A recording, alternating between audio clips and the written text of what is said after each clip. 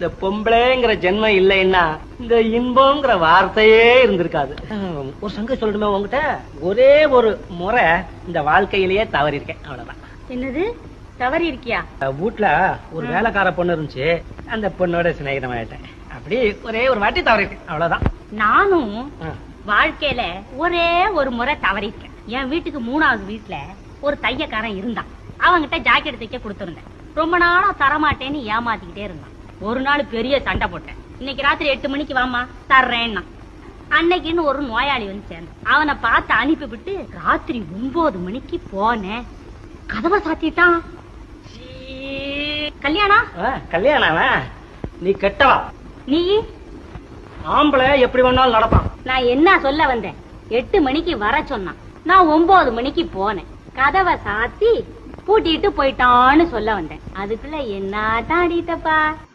எல்லாரும் இந்த வீடியோவை என்ன கண்ணோட்டத்தை பார்த்தீங்கன்னு எனக்கு தெரியல. ஆனா நான் ஒரு கண்ணோட்டத்துல பார்த்திருக்கேன். இதுல எனக்கு 2 விஷயம். எனக்கு இதுல 2 விஷயம் என்ன அப்படின்னா, ஒண்ணு, ஆண் என்ன வேணாலும் தவறு செய்யலாம். ஆனா அதை வந்துட்டு பெண் கிட்ட வந்துட்டு ஓப்பனபிளா சொல்லிட்டா பெண் வந்துட்டு அதை மனசுல வச்சுக்கிறாம மறந்து கடந்து போயிடணும்.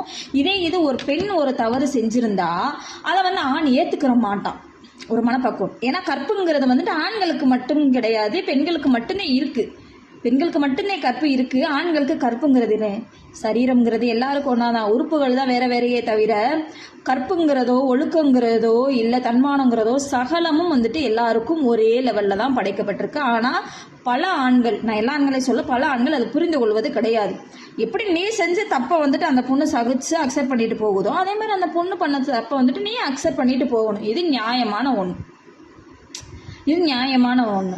ஆனால் அதை வந்து நம்ம வந்துட்டு நான் அப்படித்தான் பண்ணுவேன், அப்படித்தான் செய்வேன். ஆனால் நீ பொம்பளை ஒழுக்கமாக இருக்கணும்.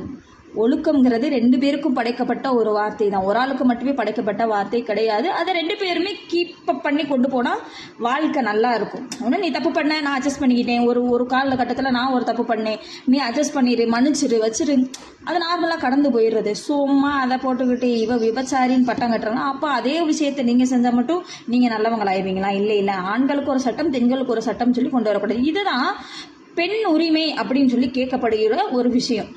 நீ உனக்கு ஒரு நியாயம், எனக்கு ஒரு நியாயம் பேசாத அப்படின்னு. இன்னொரு கேட்டகரி இருக்கு. இந்த மாதிரி ஒரு கேட்டகரி ஒன்றும், இன்னொரு கேட்டகரி இருக்கு.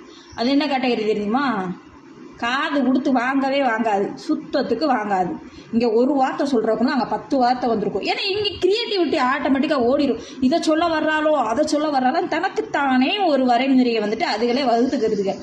அப்புறம் வந்து ஒரு சண்டை வரும். நான் சொல்றதை நீ முழுமையாக கேட்கல, முழுமையாக கேட்டிருந்தா அந்த வார்த்தையை நீ விட்டுருக்க மாட்டேன். அந்த டயத்தில் 1008 வார்த்தைகளை விட்டு அந்த பெண்கள்